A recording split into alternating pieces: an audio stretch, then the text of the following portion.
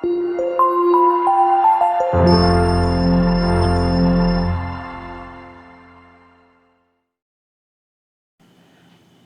Students, प्रगति institute Sarganda Bilaspur के official YouTube channel पर मैं भूपेश सिंह आप सभी का स्वागत करता हूं। जैसा कि आप सभी को स्क्रीन पे दिख रहा होगा, है ना, कि छत्तीसगढ़ फॉरेस्ट सर्विस एससीएफ और रेंजर की जो एग्जामिनेशन है वो उसका डेट आ चुका है। आप लोग सभी ने तैयारी करना स्टार्ट कर दिया है। तो इसी कड़ी में एक आपका एक फर्स्ट पेपर का जो एक मेजर पोर्शन है जनरल इंग्लिश, इसके ऊपर मैं आज डिस्कस करूँगा और आने वाली इंग्लिश की क्लासेस के बारे में भी आपको बताऊँगा। तो सबसे पहले अपन एक ओवरव्यू ले लेते हैं, एक जनरल डिस्कशन कर लेते हैं कि कैसा कैसा हमारा कैसे कैसे हमारी क्लासेस होगी और प्रीवियस जो क्वेश्चन पेपर हुए हैं या प्रीवियस जो एग्जामिनेशन हुए हैं उस क्वेश्चन पेपर के बारे में थोड़ा सा हेल्दी डिस्कशन कर लेते हैं।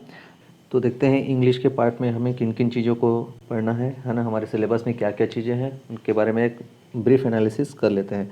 तो ये हमारा इंग्लिश जिसको हम जानते हैं, जस्ट मिनट, ठीक है। तो इसके जो हमारा इंग्लिश ग्रामर होता है, ठीक है, इंग्लिश ग्रामर जो होता है उसके दो सेक्शन होते हैं। इसको अपन दो सेक्शन बेसिकली ऐसे बांट लेते हैं समझने के लिए। एक आपका होता है ग्रामर वाला सेक्शन और दूसरा आपका होता है वोकेब वाला सेक्शन, ठीक है। तो ग्रामर वाले सेक्शन को अपन बहुत इनिशियल वे पे पढ़ते आते हैं। जैसे कि हमने प्राइमरी एजुकेशन में पढ़ा होगा, हमने हमारे टोटल एकेडमिक एजुकेशन में हम ग्रामर को ही पढ़ते हैं, राइट। वोकेब की बात करते हैं तो वोकेब का भी नॉलेज धीरे धीरे लेते रहते हैं, लेकिन यहाँ पे दोनों को अपने को इक्वल करना है, न केवल ग्रामर के नॉलेज से बल्कि वोकेब की भी नॉलेज से आपको हेल्प मिलेगा। तो दोनों चीज़ को अपन इक्वल करके चलते हैं। एक ऐसे एस्पेरेंट्स होंगे जिनको केवल ग्रामर आती है तो उनका भी काम नहीं चलने वाला। दूसरे एस्पेरेंट्स ऐसे होंगे जिनका सिर्फ वोकेब स्ट्रांग है तो उससे भी काम नहीं चलने वाला। तो यहाँ पे दोनों की आपको एक बैलेंस वाली तैयारी करनी पड़ेगी। तो वोकेब के ग्रामर तो जैसा कि सबको पता होगा कि ग्रामर के अंतर्गत क्या क्या चीज़ें आएंगी, ठीक है। वोकेब में अपन देखते हैं जो सिनोनिम्स और एंटोनिम्स की जो बात करते हैं, ठीक है, यहाँ पे आपको क्लियरली लिखा हुआ है सिनोनिम्स एंड एंटोनिम्स, ठीक है।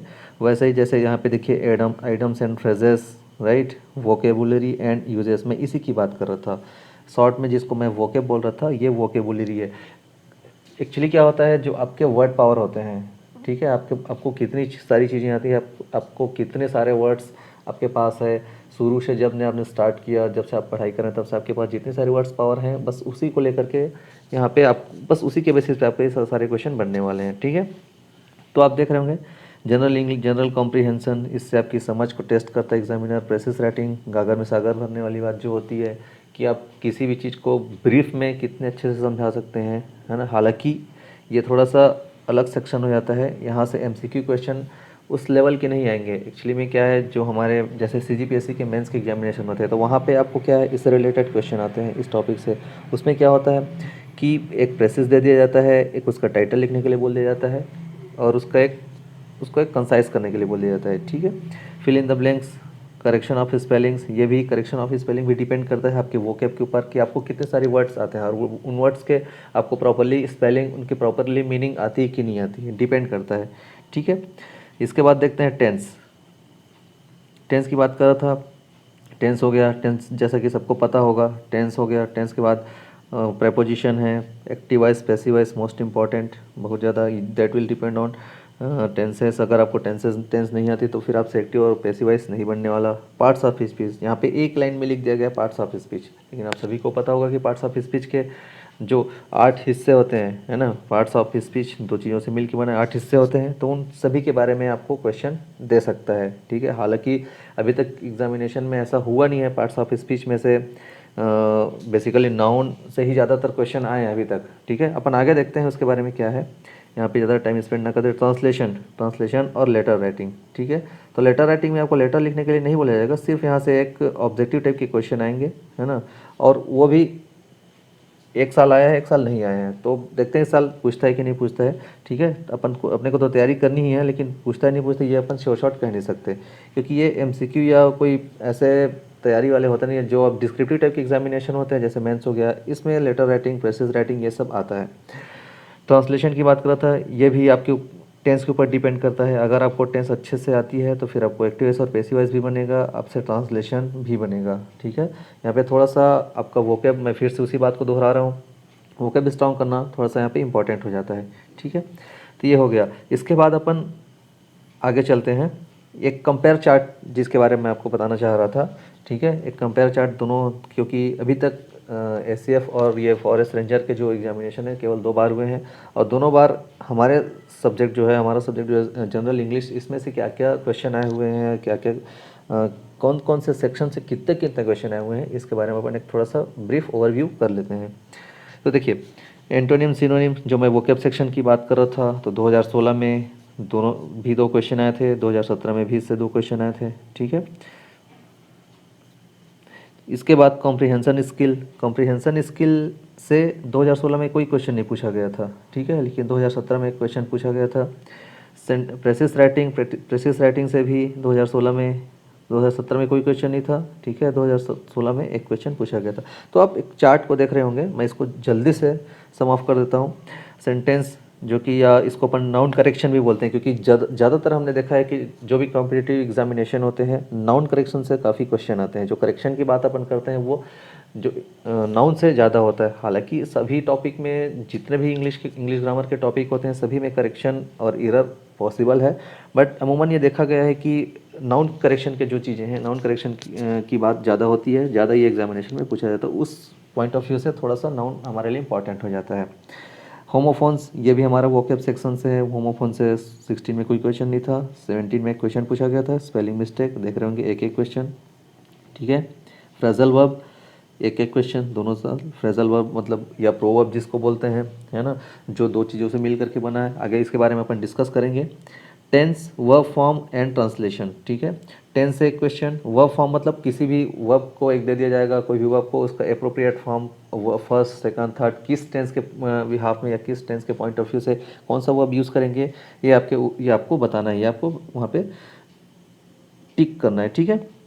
ट्रांसलेशन का एक क्वेश्चन, ठीक है। तो ये तीनों टॉपिक से मिला करके एक एक क्वेश्चन दोनों साल में, ठीक है, 16 में भी और 17 में भी पूछे गए हैं, ठीक है। एब्रीवेशन एक साल पूछा गया है, ठीक है। 2017 में एब्रीवेशन से क्वेश्चन आया था, जिसको अपन शॉर्टकट बोलते हैं, है ना। शॉर्टकट मतलब किसी भी चीज़ को शॉर्टकट में जैसे बोलते हैं, जैसे एटीएम हो गया तो एटीएम को लॉन्ग में क्या बोलेंगे, शॉर्ट में क्या बोलेंगे, इस तरह से एब्रीवेशन सबको पता होगा। एडम्स एंड फ्रेजेस जिसकी बात कर रहे थे, मुहावरे, कहावत जिसको बोलते हैं, है ना। तो इंग्लिश में आपको उसको वाक्यों में दिया जाएगा, ये तो वाक्यों में, सॉरी, मुहावरे और फ्रेजेस के बारे में। तो यहाँ से एक क्वेश्चन था, और यहाँ से 2017 में भी इससे एक क्वेश्चन था। प्रेपोजिशन मोस्ट इंपॉर्टेंट टॉपिक, हर साल आता है, लेकिन 2017 में इससे कोई क्वेश्चन नहीं पूछा गया था प्रेपोजिशन से, ठीक है। कंजक्शन की बात करते हैं, कंजक्शन यहाँ पे 0, यहाँ पे 1, ठीक है। लेटर राइटिंग 2017 में पूछा गया था, बस आपको सीक्वेंस अरेंज करने के लिए बोला गया था, ऐसा कुछ उसमें कोई खास नहीं था। पार्ट्स ऑफ स्पीच की बात करते हैं, ठीक है। पार्ट्स ऑफ स्पीच में भी वही, पार्ट्स ऑफ स्पीच जो था, तो पार्ट्स ऑफ स्पीच जो यहाँ पे दिया है, तो पार्ट्स ऑफ स्पीच के हमारे 8 कंटेंट होते हैं। तो उन 8 कंटेंट्स में से केवल आइडेंटिफिकेशन पूछा था पार्ट्स ऑफ स्पीच में, कि पहचानने के लिए कि ये है क्या एक्चुअल में। मान लिया नाउन प्रोनाउन, एक जनरली एक सेंटेंस लिख दिया जाता है, और उस सेंटेंस के किसी एक पर्टिकुलर वर्ड को हाईलाइट या फिर अंडरलाइन कर देते हैं। अंडरलाइन करने या इटैलिक कर देते हैं, तो अंडरलाइन या इटैलिक करने के बाद उसका एक वहाँ पे रोल पूछा जाता है। जैसे हम हिंदी में देखते हैं कि शब्द और पद होते हैं, तो अगर कोई इंडिविजुअल वर्ड है तो वो फिर वो शब्द कहलाएगा, और जैसे ही वो इंडिविजुअल वर्ड सेंटेंस में अपियर होता है तो फिर हम उसको पद बोलते हैं। एग्जैक्टली यहाँ पे भी वही चीज़ होता है। तो पार्ट्स ऑफ स्पीच में क्या होता है कि कोई भी वर्ड जो है वो वहाँ पे किस तरह का रोल प्ले कर रहा है, उसके बारे में आपको एग्जामिनर टेस्ट करना चाहता है कि आपको पार्ट्स ऑफ स्पीच के पूरे कंटेंट्स के बारे में पता है कि नहीं, राइट। ज़्यादातर यहाँ से क्वेश्चन एडवर्ब रिलेटेड होता है हमेशा, मतलब कहना चाहिए 80 to 90% एग्जामिनेशन में हमने देखा है कि एडवर्ब रिलेटेड ही क्वेश्चन होता है, आइडेंटिफिकेशन वाला, राइट, ठीक है। और अदर्स, तो कुछ अदर्स में कुछ लीक से हट के क्वेश्चन जो है वो 2016 में पूछा गया था, है ना। 17 में ऐसा कुछ क्वेश्चन नहीं आया था। तो अब जैसा कि देख रहे होंगे, तो ओवरऑल अपन देखते हैं, हमने देखा कि ओवरऑल देखने के बाद हमको यहाँ पे पता चलता है कि 2016 में 17 क्वेश्चन और 2017 में 16 क्वेश्चन इस सेक्शन से आए थे, और जो कि बहुत रोल प्ले करता है, क्योंकि आप जानते होंगे एक एक नंबर के पीछे 1000-2000 एस्पिरेंट्स होते हैं, एक एक नंबर का कितना रोल है। तो चलिए अपन ज़्यादा टाइम वेस्ट ना करते हुए सीधा सीधा क्वेश्चन के ऊपर आते हैं, ठीक है। मैं आपको प्रीवियस ईयर का क्वेश्चन सॉल्व करा देता हूँ, उसके बाद अपन फिर एक हर दिन या फिर दिन में 2 बार अपने एक एक टॉपिक को लेकर के सिलेबस वाइज अपन स्टडी करते चलेंगे, ठीक है। हमारी वीडियोस रेगुलरली इस चैनल पे आती रहेंगी इंग्लिश की आज के बाद, ठीक है। तो जनरल इंग्लिश ये जैसा कि आप देख रहे हैं 2016 का जो क्वेश्चन पेपर है आपके सामने है। एक एक करके इसको सॉल्व करते चलते हैं। Which of the following phrasal verbs means to abandon, ठीक है। यहाँ पे एक फ्रेजल वर्ब के बारे में आपसे पूछा गया है कि फ्रेजल वर्ब का मीनिंग क्या है, सीधा सीधा, है ना। तो ये आपको यूज़ करने के लिए भी दे सकता है, मीनिंग भी पूछ सकता है, कुछ कहा नहीं जा सकता, जैसा चाहे वैसा पूछ सकता है, ठीक है। तो अपन देखते हैं फ्रेजल वर्ब का मीनिंग क्या है। तो देखिए, पहला है आपका गिव अवे, दूसरा है ये सब, आप ऑप्शन आपको दिख रहा होगा, है ना। तो इसमें आपका सीधा सीधा मैं आंसर की बात करता हूँ, तो इसमें हमारा आंसर होगा 3rd नंबर, ठीक है, गिव अप, माफ़ कीजिएगा, ठीक है, गिव अप होगा। गिव अप की बात, गिव अप, ठीक है, इसका मतलब होता है टू अबैंडन। मतलब आप लोगों ने कभी भी रेलवे स्टेशन में जाते, जैसे रेलवे स्टेशन से किसी जगह पे जाते रहते हैं, आप नोटिस करेंगे तो पटरी के किनारे कई ऐसे बिल्डिंग्स दिखते हैं रेलवे के जो खाली पड़े रहते हैं। आप लोगों ने देखा होगा उसमें लिखा रहता है बड़ा सा बोल्ड राइटिंग में अबैंडन करके, ठीक है। तो उसका मतलब होता है कि अब वो कोई काम का नहीं, यूज़ नहीं होने वाला, ठीक है। तो वैसे ही हम यहाँ पे देखते हैं कि गिव अप का मतलब होता है छोड़ना। जैसे आप लोगों ने देखा होगा कि किसी भी जो हमारी पुरानी आदत होती है हम उसको छोड़ देते, गिव अप कर दिया। जैसे कोई पीएससी की तैयारी कर रहे 3-4 बार फेल हो गया, एग्जाम की तैयारी कर रहे 3-4 बार फेल हो गया, तो बोले आप गिव अप कर देते हैं, अब मुझे तैयारी नहीं हो सकती, मेरे से तैयारी नहीं की जा सकती। इस तरह की चीज़ें होती है, ठीक है। नेक्स्ट क्वेश्चन नंबर 2 देखते हैं। Transform the following sentences into passive, बहुत इंपॉर्टेंट टॉपिक। 2 क्वेश्चन आप इसमें से मान के चलिए, हर साल आया है, 16 में भी आया, मतलब फेवरेट क्वेश्चन है ये। 16 में भी पूछा था, 17 में भी, ठीक है। Transform the following sentence into passive. Smoke fill the room, ठीक है। देखिए आपके पास ऑप्शन 4 हैं, स्मोक फिल द रूम तो यहाँ पे आपका ऑप्शन होगा सी, ठीक है। ऑप्शन आंसर होगा आपका सी। क्यों? देखिए यहाँ पे ऑप्शन सी इसलिए होगा क्योंकि ये है हमारा स्मोक फील्ड, देख रहे हैं, फील्ड मतलब ये है V2, मतलब वर्ब का सेकंड फॉर्म केवल एक जगह पे यूज़ होता है। यहाँ पे कोई इसका ये सिंबल है, ये पहचान है किसकी, माफ़ कीजिएगा, पास इंडेफिनिट टेंस की या पास सिंपल टेंस की, ठीक है। इसमें क्या होता है कि कभी भी कोई हेल्पिंग वर्ब यूज़ नहीं किया जाता और हमेशा जो वर्ब है उसका सेकंड फॉर्म यूज़ किया जाता है। तो अब आपको पता ही होगा, इसके बारे में ज़्यादा डिस्कशन नहीं करूँगा क्योंकि टॉपिक में जाएंगे तो फिर बहुत लंबा चौड़ा हो जाएगा, इसलिए मैं आपको इसको एकदम शॉर्टकट में समझाना चाह रहा हूँ। इसमें सीधी सीधी बात यह है कि कुछ ऐसे वर्ब्स होते हैं, है ना, कुछ ऐसे वर्ब होते हैं जैसे कि ये फील है, तो कुछ ऐसे वर्ब्स होते हैं जो एक सर्टन, मैंने बोला आंसर सी, क्योंकि एक सर्टन कहना चाहिए प्रेपोजिशन को फॉलो करते हैं। फिक्स्ड प्रेपोजिशन जिसको बोलते हैं कि वो उस वर्ब के बाद वही प्रेपोजिशन आएगा, कोई दूसरा प्रेपोजिशन उसके बाद नहीं आ सकता। तो यहाँ पे फील्ड के बाद हमेशा विध ही आएगा, चाहे आपको कभी भी कोई भी एग्ज़ाम में अगर आपको फील्ड दिखता है तो फील्ड के बाद आप विद के साथ ही जाएंगे। हम जनरल हमारा ये एक परसेप्शन बना हुआ होता है कि पैसिव को हम बाय लगा करके बनाते हैं, दिख भी रहा है, बहुत लोगों ने इसको भी सही टिक किया होगा कि the room was filled by smoke, लग रहा है आंसर, बट यहाँ पे फिल जो है एक सर्टन प्रीपोजिशन को फॉलो करता है, वो है विद, ठीक है। तो विद के साथ ही जाएगा, तो हमारा आंसर सी होगा। विद हो गया, कुछ इस तरह के और वर्ड जैसे होते हैं, जैसे डेकोरेट, है ना, तो डेकोरेटेड जो होता है वो भी डेकोरेटेड के साथ कभी भी बाय नहीं लगाएंगे। जैसे कि इस रूम को इसने डेकोरेट किया, तब उसको जब हम पैसिव बनाएंगे तो हम उसके साथ कभी भी बाय नहीं लगाएंगे, बाय XYZ ऐसा कुछ नहीं होगा। तो जब कभी भी डेकोरेट आया, डेकोरेट के साथ भी हम विद ही यूज़ करेंगे।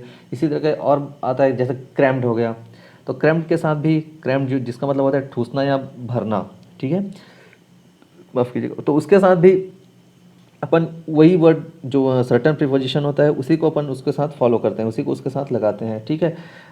तो इंग्लिश में ऐसे बहुत सारे वर्ड हैं जो एक सर्टन प्रीपोजिशन को, फिक्स प्रीपोजिशन को मतलब फिक्स प्रीपोजिशन वाले वर्ब्स होते हैं, उनके बाद वो प्रीपोजिशन ही आता है।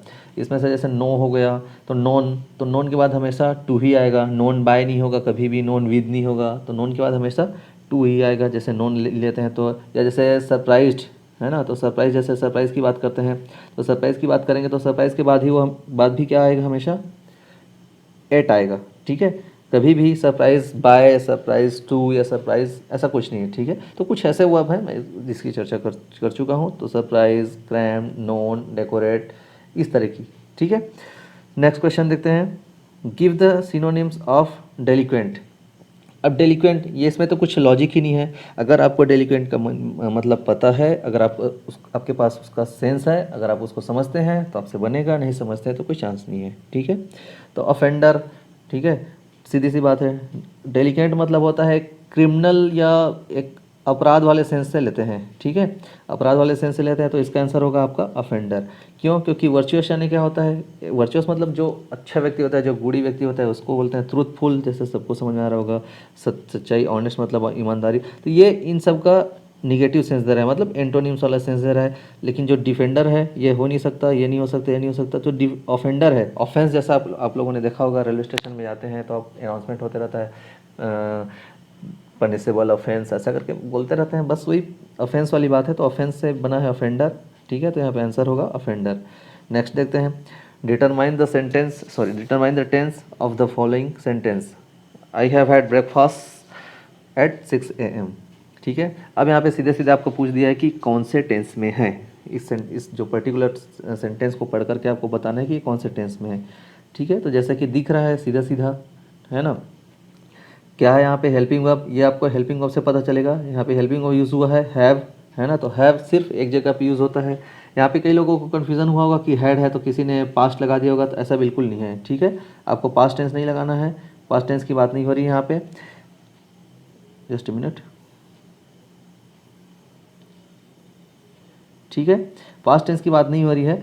क्यों? क्योंकि पास्ट टेंस की बात तब होती जब यहाँ पे हैड सामने आता। हमेशा हम जानते हैं कि किसी भी वर्ब, कोई भी जो वर्ब होता है, चाहे वो हेल्पिंग वर्ब हो, चाहे वो मेन वर्ब हो, हमेशा सब्जेक्ट के बाद आता है। और उसी से, हेल्पिंग वर्ब से ही हम अपन सेंटेंस जो टेंस होता है उसकी आइडेंटिफिकेशन करते हैं, उसको पहचानते हैं।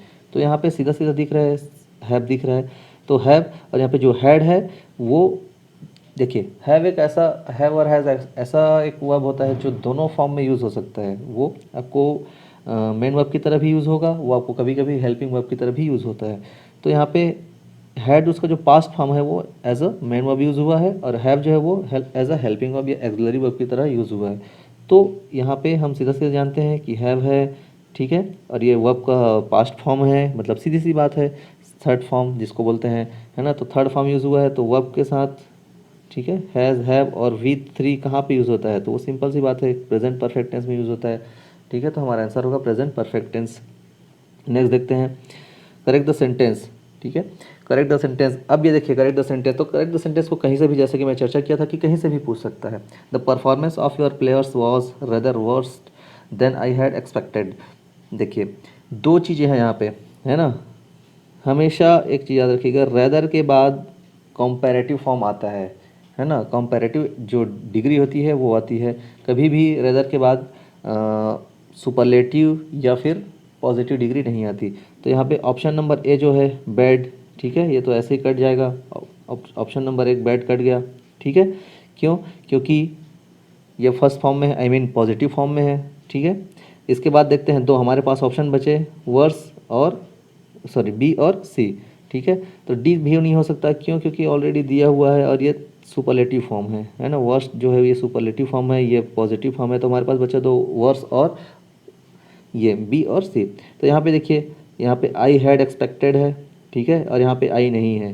तो सीधा सीधा बात है, रेदर के बाद वैसे सेकंड जो फॉर्म है जिसकी बात कर रहा था कंपैरेटिव डिग्री, उसी का ही यूज़ करते हैं, ठीक है। तो ये हमारा आंसर होगा बी, ठीक है, worse than I had expected, right. आगे बढ़ें,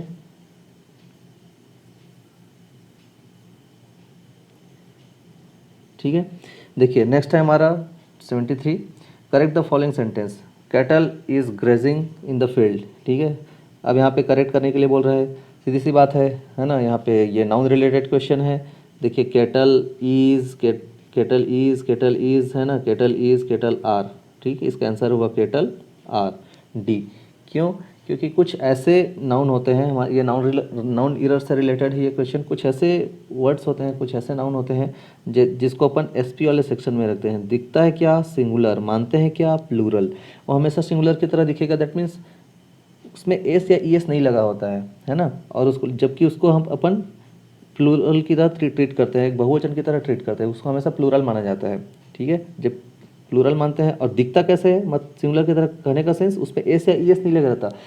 हमारे दिमाग में एक जनरल कॉन्सेप्शन बना हुआ है कि जब कभी भी कोई ऐसा वर्ड्स आएगा जिसमें एस या ई एस लगा होगा उसी को अपन प्लूरल मानते हैं, कि ऐसा नहीं होता।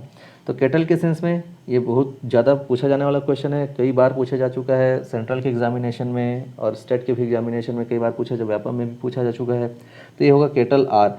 हमेशा केटल जैसे हो गया, क्लैरिजी हो गया, ठीक है, क्लैरिजी, और पुलिस हो गई, जैसे पुलिस बोलते हैं, ये सब हमेशा इनको प्लूरल की तरह ट्रीट किया जाता है। कभी भी पुलिस ईज नहीं होता, क्लैरिजी ईज नहीं होगा, हमेशा इसको प्लूरल की तरह ट्रीट करेंगे। और प्लूरल की तरह ट्रीट करते हैं मतलब इनके साथ प्लूरल वाले हेल्पिंग वर्ब या प्लूरल वाले वर्ब्स यूज़ होते हैं, ठीक है। आगे बढ़ें। 74, change the following into active voice. देखिए एक्टिव वॉइस का दूसरा क्वेश्चन आ गया, है ना। ये है ही वॉज लव्ड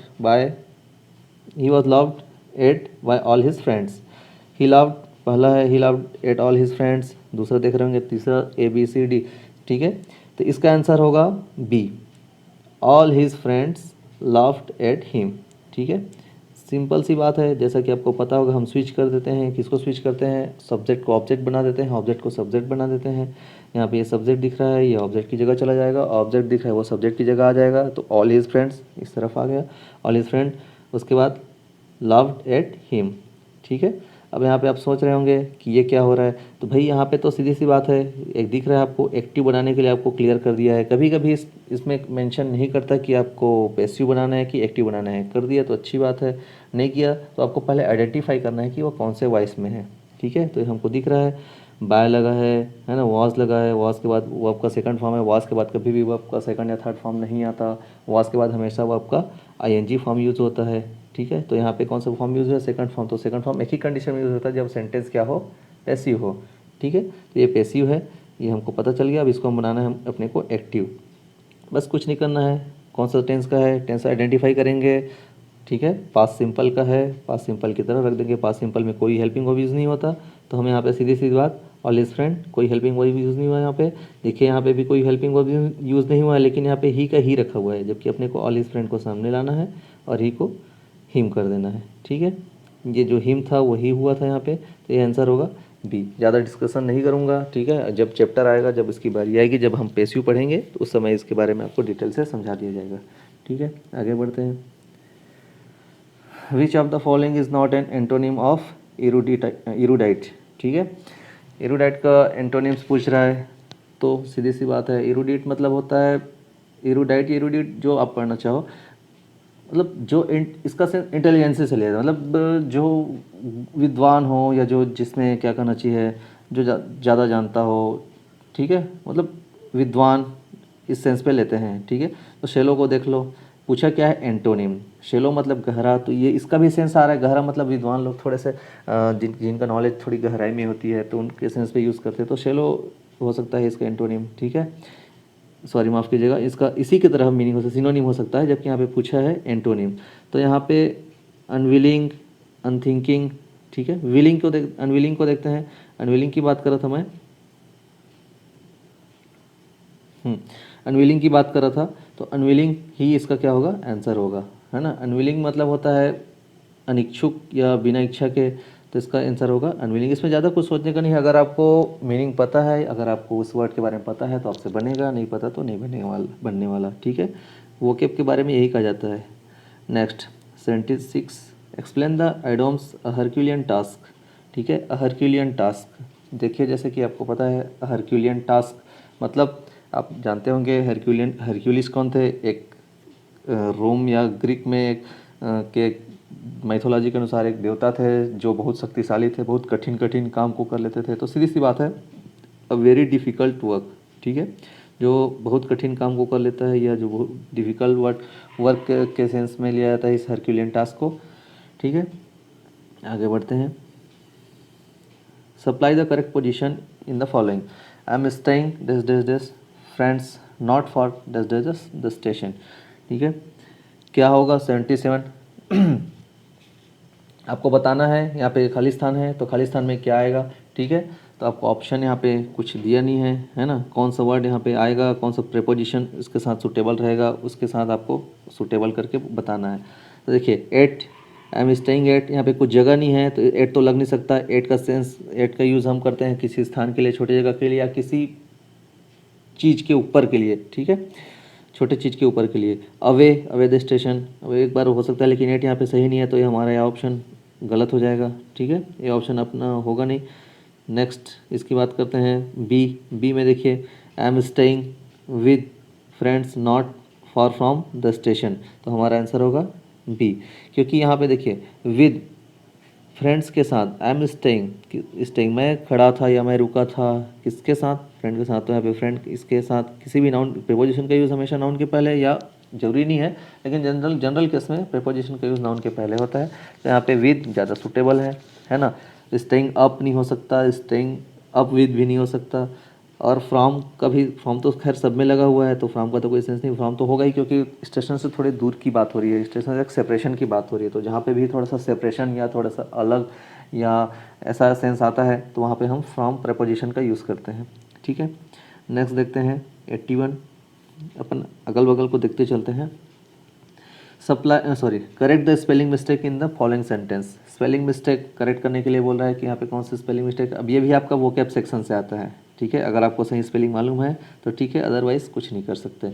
तो यहाँ पे स्पेलिंग होगा, सही स्पेलिंग होगा बी एटिकेट्स, ठीक है, TEEE, ठीक है, ये जो लास्ट का जो डबल टी है इसी को ध्यान देना है ना, एटिकेट्स, राइट। आगे बढ़ते हैं 78, supply the proper verb form in following sentence. I dash dash dash, I you wish या बी, तो आपको यहाँ पे ब्रैकेट में जो दिया हुआ है विश और बी, इसका करेक्ट फॉर्म आपको यूज़ करना है ना। तो देखिए क्या होगा, सेकंड फॉर्म सब में, फर्स्ट में भी सेकंड फॉर्म दिया आई विश्ड, है ना, दूसरे में भी माइट तो हो नहीं सकता क्योंकि ज़बरदस्ती अननेसेसरी हमको माइट लगाना नहीं है, ठीक है, तो सी ऑप्शन में और डी ऑप्शन में दोनों में माइट लगा दिया गया है तो ये यूज़लेस है, ठीक है, ये दोनों होगा नहीं। बात करते हैं किसकी, ए और बी की। I wish I was you, दूसरा है आई विश्ड आई वर यू, ठीक है, तो हमारा आंसर होगा बी, क्योंकि ये एक फॉर्मेट चलता है, ठीक है, एक ऐसा इस सेंस पे लेते हैं कि आई विश्ड आई वर, मतलब मैं इमेजनरी सेंटेंस के सेंस पे, ये आपका जनरल फॉर्म नहीं है। अगर जनरल सेंटेंस होता, जनरल चीज़ें होती तो आप आई के साथ वॉज लगाते, बट वो वाली सेंस नहीं है, ये थोड़ा सा एक्सेप्शनल केस है ना, इसमें इमेजनरी हो रहा है, तो इमेजनरी की कंडीशन में हम आई के साथ वर लगाते हैं, तो आई विश्ड आई वर यू, बाकी भी डिटेल में चर्चा करेंगे बाद में। Next 82, the axillary verb out is always succeeded by.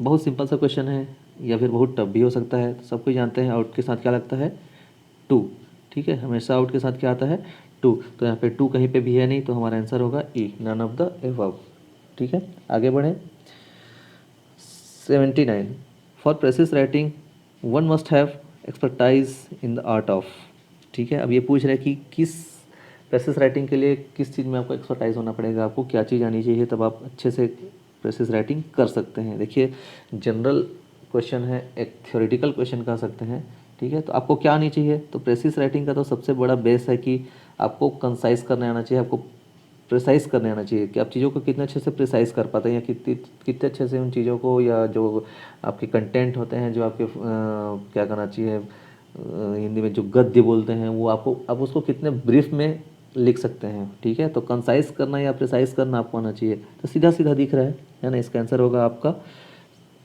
Condensation, ठीक है, माफ़ कीजिएगा, कंडेंसेशन, ठीक है, आपको कंडेंस करने आना चाहिए, मतलब उसको कंप्रेस करना चाहिए, उसको दबाने आना चाहिए, ठीक है, आप उसको छोटा कर सकते हैं, आप उसको कंसाइज कर सकते हैं, तो ये आपको आना चाहिए। बाकी एलेबोरेशन तो होता नहीं है, एलेबोरेशन मतलब विस्तार करना, इलस्ट्रेशन में भी वही सेंस आ रहा है, एक्सप्लेनेशन में भी सारी मतलब ए बी सी और डी में वही सेंस आ रहा है। कंडेंशन एक ऐसा जो ब्रीफ करने वाला सेंस दे रहा है, तो कंडेंसेशन ही इसका क्या होगा, कंडेंस बोलते हैं, कंडेंस करना, कंडेंसेशन, ठीक है, तो कंडेंस करने से ही हम उसको ब्रीफ में लिख सकते हैं, प्रिसाइज कर सकते हैं, छोटा कर सकते हैं। नेक्स्ट देखते हैं determine the parts of speech of, देखो वही बात जो मैं कह रहा था, ठीक है, he is a long way behind, अब यहाँ पे अंडरलाइन कर दिया, तो बहुत सिंपल सा क्वेश्चन है, ठीक है, बहुत सिंपल सा क्वेश्चन होता है, अंडरलाइन कर देता है, अंडरलाइन करने के बाद आपसे पूछता है कि ये यहाँ पे इसका क्या सेंस होगा, तो बिहाइंड सीधी सी बात है, यहाँ पे दिख रहा है हमारे पास ऑप्शन क्या क्या है, वर्ब है ना, एडवर्ब, प्रपोजिशन, एडजेक्टिव। तो देखिए वर्ब का यूज़, वर्ब तो हो नहीं सकता क्योंकि बिहाइंड, या तो बिहाइंड सीधी सी बात है, या तो प्रपोजिशन होगा, है ना, हम तो दो ही चीज़ जानते हैं, या तो प्रीपोजिशन होगा या फिर एडवर्ब होगा। वर्ब और एडजेक्टिव तो हो नहीं सकता, ठीक है। अब बात करते हैं प्रीपोजिशन की। तो प्रीपोजिशन चेक करते हैं कि क्या, देखिए प्रीपोजिशन एक ऐसा वर्ड है, आपको देखना है कि क्या वो कुछ किसी प्लेसमेंट के बारे में बात कर रहा है कि नहीं कर रहा है।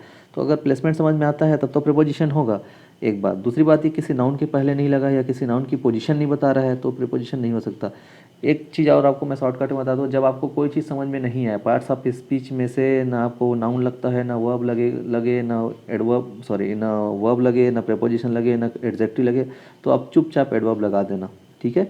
एडवर्ब उसका हमेशा आंसर होता है जो समझ में नहीं आता, हमेशा पूछा जाता है ये, और ऐसे फंसा करके पूछता है कि आपको समझ में नहीं आता, ठीक है। तो यहाँ पे ये वर्ब को क्वालिफाई कर रहा है, ठीक है। जो बिहाइंड है वो लॉन्ग वे बिहाइंड, वो वर्ब को क्वालिफाई कर रहा है, तो जो वर्ब को क्वालिफाई करता है उसको एडवर्ब कहते हैं। तो हमारा आंसर होगा एडवर्ब बी, ठीक है। ये हमारा आंसर होगा। आगे बढ़ें। 80, rearrange the following into a meaningful sentences, ठीक है। मीनिंगफुल सेंटेंस में आपको रीअरेंज करना है 1 2 3 4 5 6 7, ठीक है। चलिए जमा देते हैं, बहुत सिंपल सा है, कुछ खास रखा नहीं है इसमें, है ना। तो सबसे पहले क्या आएगा हमारा द सन, ठीक है। ये कहना चाहिए हमारा द सन, ठीक है। ये हमारा नाउन है, सब्जेक्ट किस जगह पे यूज़ होता है, हाँ, दो दोस्त हो गया द सन। उसके बाद देखते हैं क्या आ सकता है, हाँ ठीक है, इज शाइनिंग, ठीक है। क्या आ जाएगा, द सन इज शाइनिंग, क्योंकि सब्जेक्ट के बाद क्या आता है हेल्पिंग वर्ब, और कहीं पे भी हेल्पिंग वर्ब दिख नहीं रहा है, ठीक है। तो द सन इज शाइनिंग हो गया। उसके बाद देखते हैं अपन टू, ठीक है। इसके बाद आ जाएगा आपका too, the sun is shining too, क्या हो जाएगा, ब्राइटली, बहुत ज़्यादा चमक रहा है, the sun is shining too brightly, ठीक है। तो 1 5 है ना 4 6, तो आपका आंसर होगा बी, 1 5 4 6। उसके बाद 7 सो बेटर, ठीक है, अच्छा होगा, so better. You do not या फिर डू नॉट प्ले आउटसाइड, ठीक है। तो ये 3 और 2, ठीक है, समझ में आ गया आपको। तो ये बी होगा आपका आंसर। 1 5 4 6 7 3, तो बहुत ही सिंपल है। आपको इससे और भी थोड़ा सा कॉम्प्लिकेशन सेंटेंस आपको मिल सकता है, आपको दे सकता है, बहुत सिंपल यहाँ पे दिया हुआ है। आगे बढ़ें। Translate into Hindi. I can not put up with him, मैं उसके साथ नहीं रख सकता, मैं उसे दोस्ती नहीं रख सकता। आप देखिए यहाँ पे पुट अप का क्या सेंस है ना। हर बार ये जो वर्ड है ना, जैसे आप ट्रांसलेशन में देखेंगे तो हमारी जो जनरल टेंडेंसी क्या होती है ट्रांसलेशन को लेकर के, कि ये एक सेंटेंस होगा, है ना, अपन एक एक वर्ड को ट्रांसलेट करेंगे, ट्रांसलेट करने के बाद उसको जोड़ देंगे, उसका हिंदी अनुवाद करने के बाद जोड़ देंगे, बिल्कुल नहीं। अगर फ्रेजल वर्ब की स्थिति आई, ठीक है, या प्रोवर्ब की कंडीशन में, आप हमेशा आपसे गलती होगी। यहाँ पे देखिए 2 वर्ड दिए हुए, बाकी सारे वर्ड्स के तो आपको आंसर समझ में आ रहे होंगे, आपके क्या बोलना चाहिए, ट्रांसलेशन समझ में आ रहा होगा। आई का मतलब क्या है, कैन का मतलब क्या है, नॉट का मतलब क्या है, ठीक है। ये जो पुट अप है, तो पुट मतलब रखना, अप मतलब ऊपर, तो ऊपर नहीं रख सकता या उसके ऊपर नहीं रख सकता, इस तरह का सेंस ट्रांसलेशन में हम करते हैं, ठीक है। जबकि ऐसा यहाँ पे कुछ नहीं होने वाला है, ये दोस्ती वाली बात तो यहाँ पे है ही नहीं, ठीक है। उसके साथ नहीं रख सकता, तो जैसा मैं बताइए गलत हो जाएगा, ये भी गलत हो जाएगा। तो हमारा आंसर क्या होगा यहाँ पे, आंसर होगा डी, ठीक है। मैं उसको सहन नहीं कर सकता, इसको आंसर डी लिया गया है। देखिए जो चीज़ें ली गई है उसके बारे में ही आपको बता रहा हूँ, ठीक है। जो आंसर नहीं लिया गया, जिसको मॉडल आंसर में लिया गया, उसके बारे में बात हो रही है। कुछ ऐसे भी हैं जहाँ पे जिसको मॉडल आंसर लिया है परंतु वो ग्रामेटिकल पॉइंट ऑफ व्यू से बिल्कुल इनकरेक्ट है, तो उसके बारे में भी अपन बात करेंगे, ठीक है। तो अब आंसर होगा डी। तो इस तरह से हमने 2016 में जो क्वेश्चन आए थे उसको हमने सॉल्व कर लिया है ना। नेक्स्ट